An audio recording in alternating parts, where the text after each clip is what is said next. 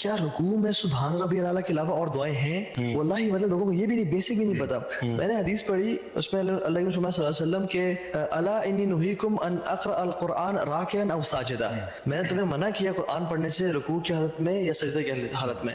اور پھر رکوع، اور رکوع میں کیا کرو؟ فعظموا فیہ رب جل وعلا، اپنے رب کی نا عظمت اور کبریائی بڑائی بیان کرو. وفی السجود فاکثروا، بلکہ فاجتہدوا فی الدعاء، سجدے میں مطلب مجاہدہ کرو، جہاد کرو، کثرت سے دعائیں کرو. اور ہم لوگ رکوع میں، اب رکوع کی جو دعائیں ہیں مطلب ایک دو اگر ہم بتائیں، اللہم لک رکعت وبک آمنت ولک اسلمت خشع لک سمعی وبصری ومخی وعظمی ان کے مطلب بتاؤ تو مزہ آتا ہے نا. اصل بات بھی تو یہ ہے، مطلب پڑھے تو بندہ مطلب کسی اور دنیا میں چلا جاتا ہے. خشع لک سمعی وبصری، یا اللہ میری سماعت کام ڈر گئی اور میری آنکھیں ڈر گئی تیرے سامنے. اور سجدے میں کہ اللہم لک سجدت وبک آمنت ولک اسلمت سجد وجهي للذی خلقه وصوره وشق سمعه وبصره. مطلب انسان کثرت سے جب مانگنا شروع کرے سجدے میں. عبداللہ بن مسعود نے نا ایک دفعہ اللہ کے ساتھ نماز پڑھی، اور اس میں جب وہ ساتھ کھڑے ہوئے تو اللہ کی میں نے سورہ بقرہ شروع کر دی. اچھا رسول صلی اللہ علیہ وسلم نا خاموش نماز میں، جب وہ آئے تو سورہ بقرہ شروع کی. مطلب اس سے پہلے اللہ کے وسلم واز ان صلاح and he was thinking and thinking and thinking not deciding anything. ہم لوگ شاید یہ کبھی کریں گے نا، ٹھیک ہے. اور آئے سورہ بقرہ شروع کی، انہوں نے سوچا کہ 100 آیات پہ رکوع کر جائیں گے. عبداللہ بن مسعود نے سوچا کہ اللہ کے 100 آیات پڑھ کے رکوع کر لیں گے، کیونکہ 10 آیات 100 آیات 1000 آیات کی فضائل ملتے ہیں. تو انہوں نے کنٹینیو کیا، انہوں نے کہا چل سورہ بقرہ پڑھ کے رکوع کر لیں گے. سورہ آل عمران شروع ہو گئے، پورا کنٹینیو کیا. سورہ النساء، بلکہ سورہ النساء پہلے پھر سورہ آل عمران پہ آئے، اور تینوں ہی 5.5 پارے پلس بنتے. ابن مسعود چونکہ بچے تھے، کہتے ہیں I had an evil thought in my mind. میں نکل جاؤں یہاں سے نماز چھوڑ کے. اچھا یہ جو بات بتانے کی ہے وہ ہے کہ the رکوع was close to the قیام. 6.5 پارے کا ٹائم لگائے. اچھا ہمارے 5.5 پارے نہیں، کیونکہ ان کی نماز کے بارے، ان کے قرآن کے بارے میں آتا ہے کہ وہ ہر آیت کے پیچھے وقفہ کرتے ہیں. جہاں جنت کا ذکر آتا ہے وہ کہتے ہیں اللہم انی اسألک الجنہ، اور جب جہنم کا آتا ہے اللہم اجرنا من النار، اور دعائیں کرتے. صحیح بات. اور پھر سبحان اللہ ان کا رکوع، اور پھر سجدہ was close to رکوع. اور ایون جو قیام ہے نا رکوع کے بعد سجدے سے پہلے it was close to رکوع. ہاں بالکل، بہت وقفہ جو ہے. ہم لوگ کیا کرتے ہیں؟ سمع اللہ لمن حمدہ. اچھا زیادہ سے زیادہ کسی کو یاد ہے ربنا ولک الحمد. اتنی دعائیں ہیں. ایک دعا آتی ہے سمع اللہ لمن حمدہ، اللہم مجھے حمدن کثیرن طیبن، یہ تو بڑی کامن ہے، یہ تو لوگ پڑھتے ہیں. اللہم لک الحمد فی السماوات ومن الارض وما بینہما وملء ما شئت من شیء بعد الثناء والمجد احق ما قال. لمبی دعا تو ہم نے کبھی زندگی میں سیکھی نہیں. اچھا وہ چیز ہے نماز جو کہ ہم 5 ٹائم پڑھتے ہیں، یا تو چلو سال میں ایک دفعہ ہو تو پھر نہ سیکھیں، چلیں. جب روزانہ پڑھ رہے ہیں اور سالوں سال سے پڑھ رہے ہیں تو پھر خشوع نہیں ہے. اللہ کی بھی نے کہا تھا نا کہ اول شیء یرفع هذه الامه الخشوع حتى لا ترى فيه خاشع، حتى لا ترى فيه خاشع. ایک بھی تم نا خشوع والا انسان نہیں پاؤ گے. جو سب سے پہلی چیز میری امت سے اٹھا لی جائے گی وہ خشوع ہے. تو ایٹ لیسٹ میں اور آپ تو لوگوں میں سے بنے کہ جن کی وجہ سے اس دنیا میں خشوع قائم رہے. آئی تھنک ہمیں لوگوں کو یہ ایڈوائز کرنا چاہیے کہ جس طرح بہت ساری ایپس ہیں، جس طرح حصن المسلم کی ایپ ہے اس میں، اور اس کے علاوہ ایاک نستعین ہے جس میں آپ کو بہت ساری دعائیں ایسی مل جاتی ہیں جو کہ آپ مسنون دعائیں جو آپ سیکھ سکتے ہیں. اور خاص طور پہ رکوع کے لیے، سجدے کے لیے، یہ ساری چیزیں بڑی کامن نالج میں. اور کوئی بھی بندہ اگر سیکھنا چاہے وہ اپنے آپ کو ایک انسینٹیو دے سکتا ہے کہ یار میں نے جو ہے نا اپنی نماز کو بہتر کرنے کے لیے ان میں سے کوئی چیز سیکھنی ہے. اور میں سمجھتا ہوں کہ کبھی نہ ایک ہماری جو آڈینس ہے اس کو ہم ایک ٹاسک دے دیتے ہیں کہ ابھی رمضان کا مہینہ ہے، اس میں ہر روز کم از کم کسی نماز کا کوئی ایک سجدہ ایسا ضرور رکھیں جو آپ کو تھکا دے. یعنی سجدے میں جائیں اور واپس نہ آئیں، اور بس اللہ تعالیٰ سے مانگتے رہے دعائیں مانگتے رہے. اور دیکھیں ویسے تو مسنون یہ ہے کہ آپ عربی میں دعا مانگیں، ٹھیک ہے، آپ جو ہے نا جو بھی آپ کو دعائیں آتی ہیں وہ مانگیں، جتنی زیادہ آتی ہیں اتنی اچھی بات ہے. لیکن اگر وہ نہیں بھی آتی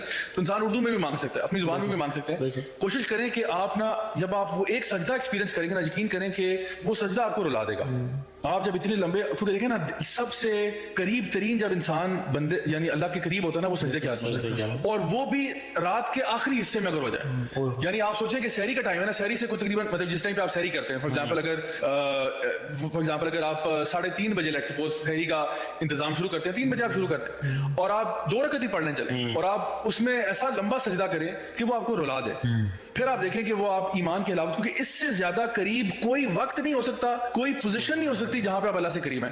اور اتنے جب اللہ کے آپ قریب آ چکے ہیں پھر مانگو جو مانگنا چاہتے ہو. اس لیے ہمارے علماء کہتے ہیں نا کہ تہجد کی نماز جو ہے وہ ایسا تیر ہے جو اپنا نشانہ مس نہیں کرتا کبھی. تو آپ اپنا یعنی جو بھی آپ نے چیز اللہ تعالیٰ سے مانگنی، تو میں نے کہا تھا کہ وہ پہلے سے آپ کو پتا ہوگا کہ میں نے اللہ سے یہ چیز مانگنی ہے. اور دیکھیں جب مانگنا اللہ سے مانگا جاتا ہے نا تو پھر آپ ڈنکے کی چوٹ پہ مانگ کریں. یعنی زیادہ مسکین بننے کی ضرورت نہیں انسان کو کہ یا اللہ پتہ نہیں تم نے دینا تو دے دے ورنہ کوئی بات نہیں میں گزارا کر ہی لوں گا. اس طرح دعا نہیں مانگی جاتی.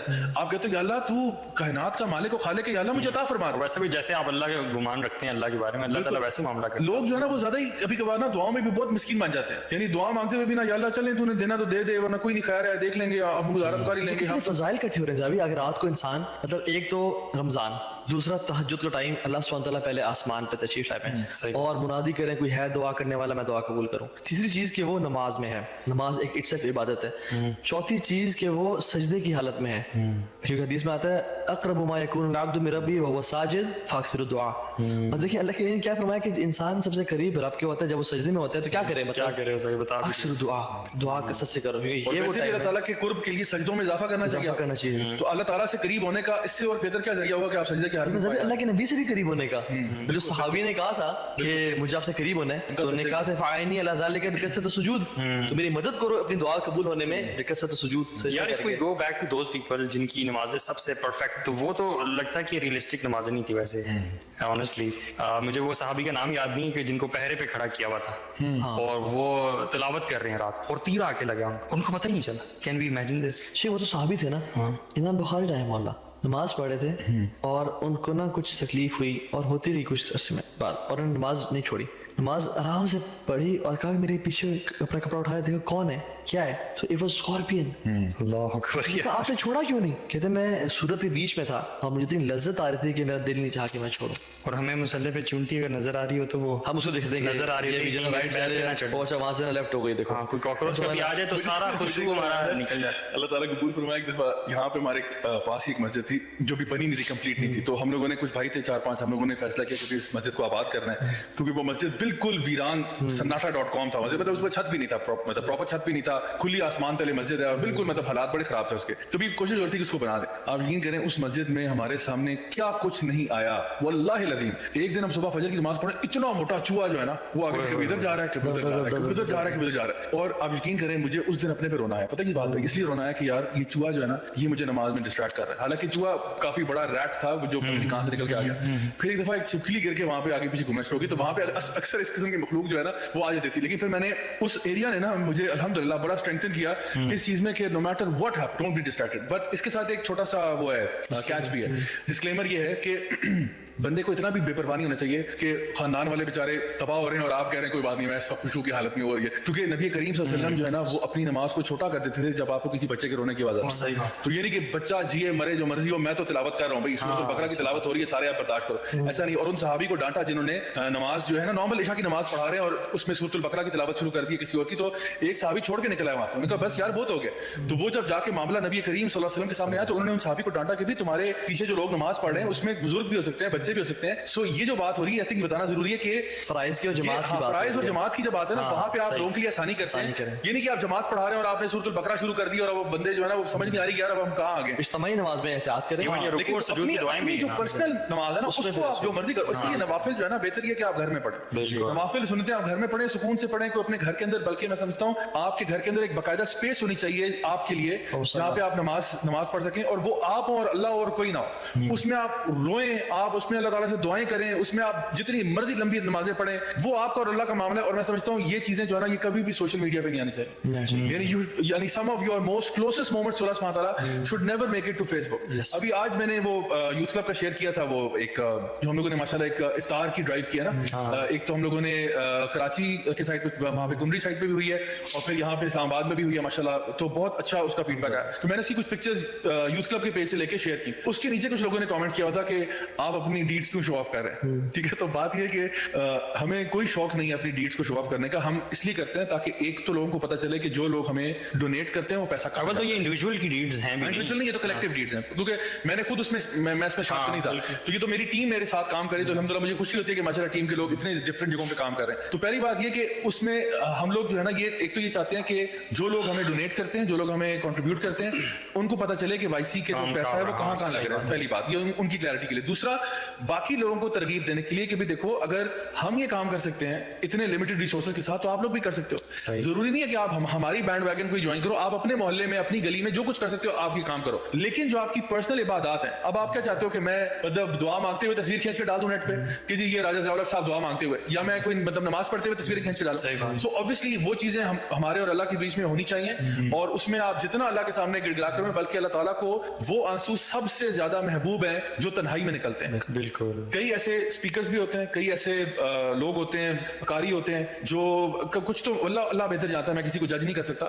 कुछ होते हैं वो जानबूझ के रो पड़ते हैं, कुछ होते हैं वो मे बी उनको एक बेसाख्ता तौर पे उनको आंसू आ जाते हैं, लेकिन इन आंसुओं से ज्यादा कीमती वो आंसू हैं जो तन्हाई में निकलते हैं, जब आपको कोई नहीं देख रहा, जब आप हैं, आपका रब है और आप कहते हो, आप अल्लाह ताला से दुआ करते हो, अल्लाह ताला को पुकारते हो और अल्लाह ताला की खशियत आप पे तारी होती है और आपकी आंखों से आंसू निकल जाते हैं।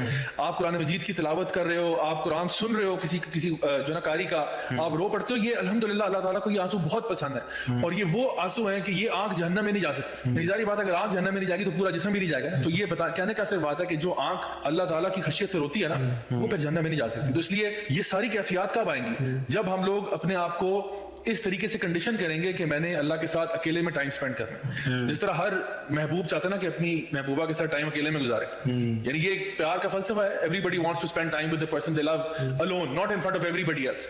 तो अगर आप, यानी ये इससे मिसाल देते हैं सारे, हम कहते हैं कि अल्लाह ताला से मोहब्बत हमें हर चीज से ज्यादा है, अल्लाह के नबी सल्लल्लाहु अलैहि वसल्लम से मोहब्बत हर चीज से ज्यादा है, तो फिर हमें अल्लाह ताला के साथ तन्हाई में टाइम स्पेंड करना भी पसंद होना चाहिए। और अगर हम लोग